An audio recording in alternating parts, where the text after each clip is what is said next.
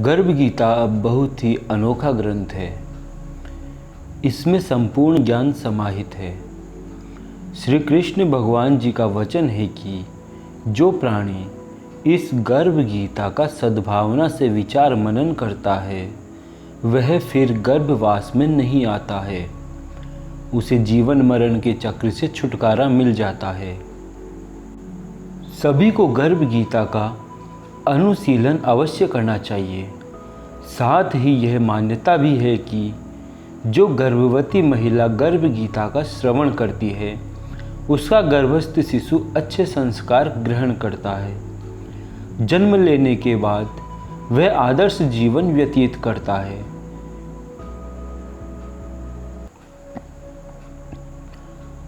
गर्भ गीता।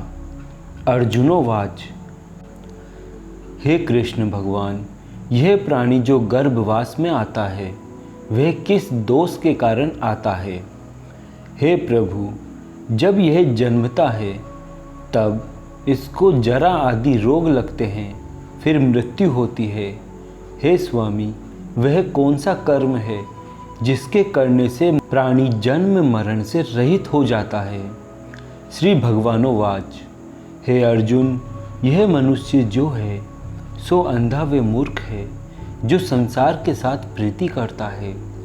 यह पदार्थ मैंने पाया है और वह मैं पाऊंगा, ऐसी चिंता इस प्राणी के मन से उतरती नहीं। 8 पहर माया को ही मांगता है। इन बातों को करके बार बार जन्मता और मरता है। वह गर्भ विषय दुख पाता रहता है। अर्जुनोवाच। हे श्री कृष्ण भगवान, यह मन मदमस्त हाथी की भांति है। तृष्णा इसकी शक्ति है। यह मन तो 5 इंद्रियों के वश में है। काम, क्रोध, लोभ, मोह और अहंकार, इन 5 में अहंकार बहुत बली है। सो कौन यत्न है जिससे मन वश में हो जाए? श्री भगवानोवाच। हे अर्जुन, यह मन निश्चय ही हाथी की भांति है। तृष्णा इसकी शक्ति है। मन 5 इंद्रियों के वश में है। अहंकार इनमें श्रेष्ठ है। हे अर्जुन, जैसे हाथी अंकुश के वश में होता है वैसे ही मन रूपी हाथी को वश में करने के लिए ज्ञान रूपी अंकुश है।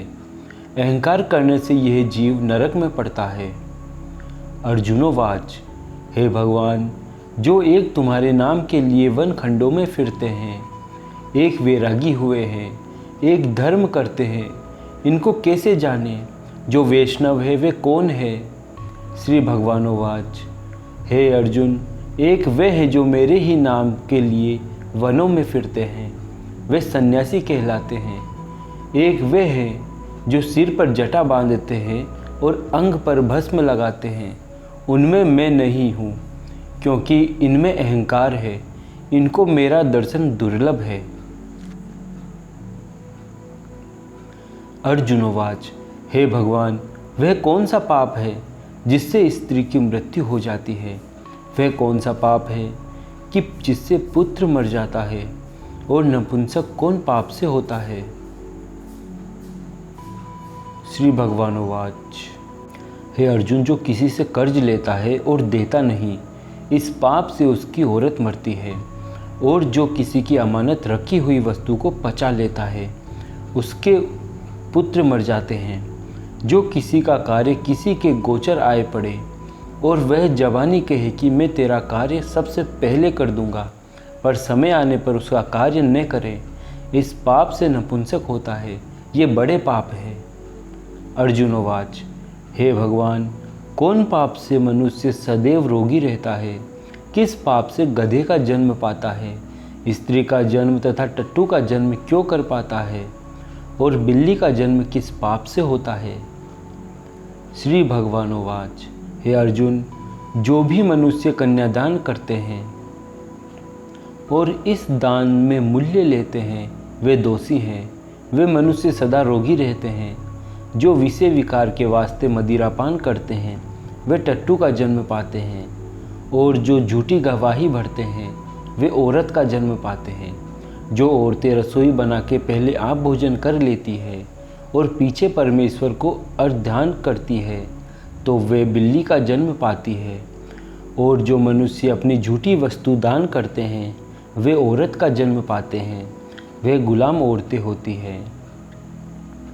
अर्जुनोवाच, हे भगवान, कई मनुष्यों को आपने सुवर्ण दिया है, सो उन्होंने कौन सा पुण्य किया है? और कई मनुष्यों को आपने हाथी घोड़ा रथ दिए हैं, उन्होंने कौन सा पुण्य किया है? श्री भगवानोवाच, हे अर्जुन, जिन्होंने स्वर्ण दान किया है उनको घोड़े वाहन मिलते हैं, जो परमेश्वर के निमित्त कन्यादान करते हैं सो पुरुष का जन्म पाते हैं। अर्जुनोवाच, हे भगवान, जिन पुरुषों के अंदर विचित्र देह है उन्होंने कौन सा पुण्य कार्य किया है? किसी किसी के घर संपत्ति है, कोई विद्यावान है, उन्होंने कौन सा पुण्य कार्य किया है?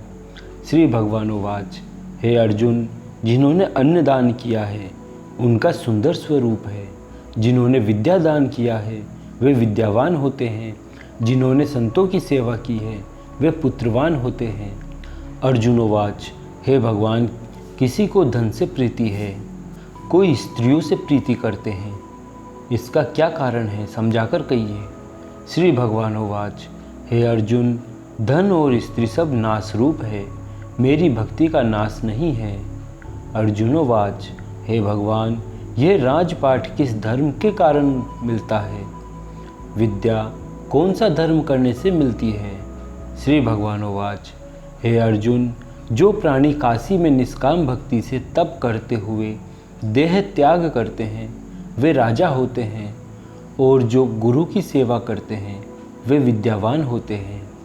अर्जुनोवाच, हे भगवान, किसी को धन अचानक बिना किसी परिश्रम से मिलता है, सो उन्होंने कौन सा पुण्य कार्य किया है?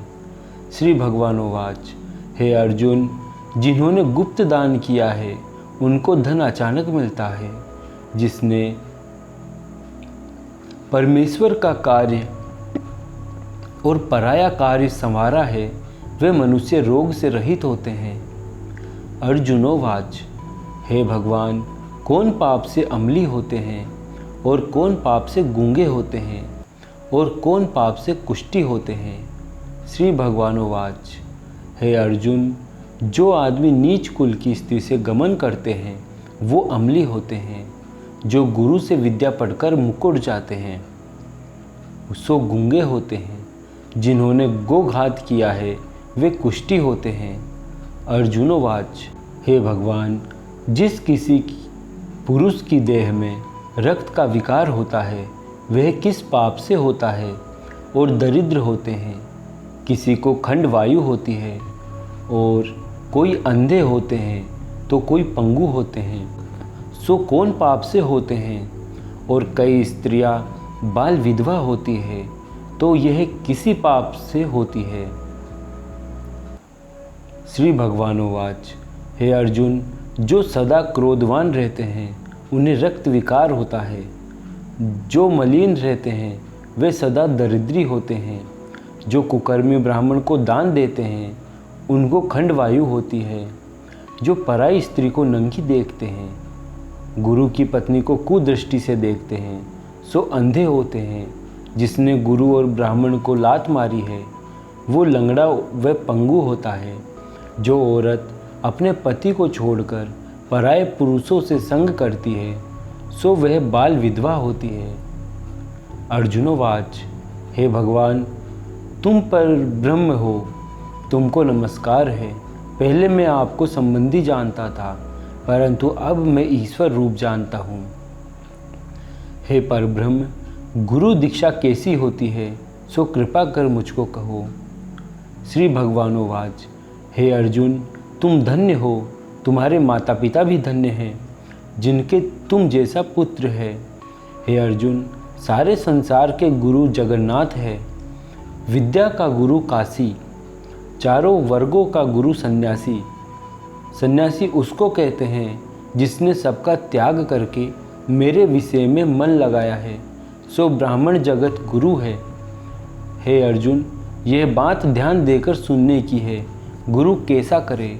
जिसने सब इंद्रियां जीती हो, जिसको सब संसार ईश्वर में नजर आता हो और सब जगत से उदास हो।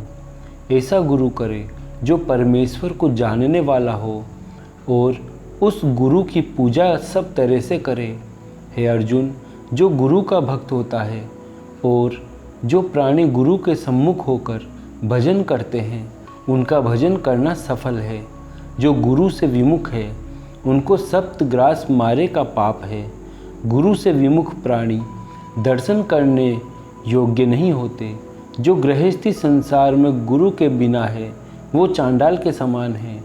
जिस तरह मदिरा के भंडार में जो गंगाजल है, वह अपवित्र है, इसी तरह गुरु से विमुख व्यक्ति का भजन सदा अपवित्र होता है। उसके हाथ का भोजन देवता भी नहीं लेते। उसके सब कर्म निष्फल है। कुकर, सुकर, गधर्व, काक, ये सब की सब योनियाँ बड़ी खोटी योनियाँ है। इन सब से वह मनुष्य खोटा है जो गुरु नहीं करता। गुरु बिना गति नहीं होती, वह अवश्य नरक को जाएगा। गुरु दीक्षा बिना प्राणी के सब कर्म निष्फल होते हैं। हे अर्जुन, जैसे चारों वर्णों को मेरी भक्ति करना योग्य है, वैसे गुरु धार के गुरु की भक्ति करना योग्य है। जैसे गंगा नदियों में उत्तम है, सब व्रतों में एकादशी का व्रत श्रेष्ठ है, वैसे ही हे अर्जुन, शुभ कर्मों में गुरु सेवा उत्तम है। गुरु दीक्षा बिना प्राणी पशु योनि पाता है। जो धर्म भी करता है, सो पशु योनि में फल भोगता है। वह 84 योनियों में भ्रमण करता रहता है।